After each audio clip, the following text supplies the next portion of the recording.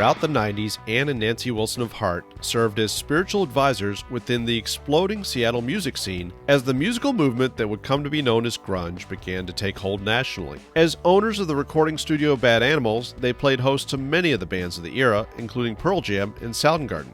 I'm Matt Wardlaw for Ultimate Classic Rock. Make sure that you're subscribed to this UCR channel and go ahead and hit the notifications button so you'll receive all of our latest videos and interviews like this one. As the young bands wrestled with the difficulties of navigating the highs and lows of the music industry, they found refuge with the Wilsons, who offered friendship but also helpful perspective, as Ann Wilson tells UCR. There was a lot of resentment up there, and I think that Hart, who had already been through all that in the 80s, I could understand. Hart's prior dealings with similarly frustrating experiences opened up important lines of communication between the Wilson sisters and the newer bands. Their paths would cross both personally and professionally on a number of levels, creating friendships that have only deepened as the years have passed. Ann and Nancy Wilson were nothing but huge supporters of the local music scene. Journalist Jeff Gilbert recalled in Everybody Loves Our Town, an oral history of grunge. Kelly Curtis was a gateway of sorts who introduced the Wilson sisters to the bands as they began to play shows in the Seattle area. Kelly Curtis, who was the manager of Pearl Jam, had come out of Heart. I mean, he had been our friend from very early days as teenagers, and then we hired him to work for Heart, and he worked his way up through the ranks and became our publicist in the early 80s. And then when he left Heart, he worked his way up through the music world and became a manager and became the manager of Mookie Blaylock, who became Pearl Jam. For a long time, musicians have struggled with what they feel to be unnecessary labels being placed on their music, and Seattle was no exception. In those years, it was like it became really popular to be a so-called grunge act. If you were in LA and you thought of Seattle, you thought it was called grunge. But it never was in Seattle. They hated that term, but that's what it was called if you were from out of town. And you'd see all these record guys and attorneys and stuff coming up to Seattle to make deals with these young guys. At SeaTac, they would change into their plaid shirt, and then come into Seattle and just give these guys record deals. And a lot of the young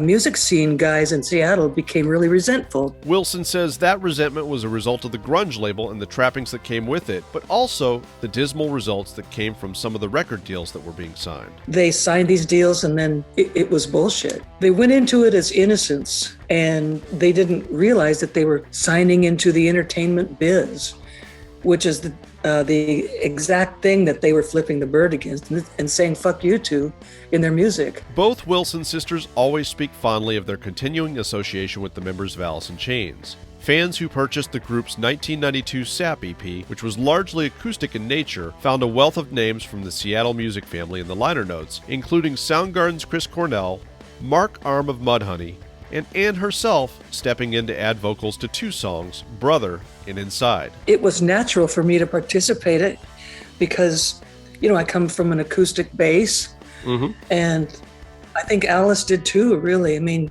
Jerry is an amazing guitar player, acoustic guitar.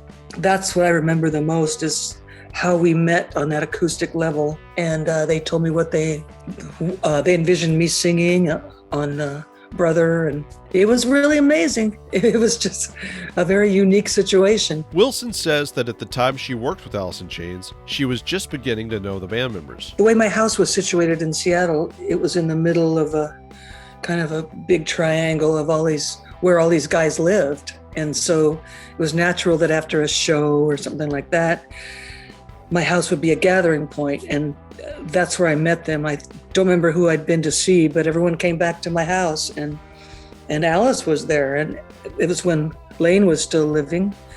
I remember Lane and I sitting out by the pool one night. It was in the fall, and we sat by the pool, and we just kept seeing all these shooting stars, because that's when you see them in Seattle, is in the fall. And that was my memory of Lane.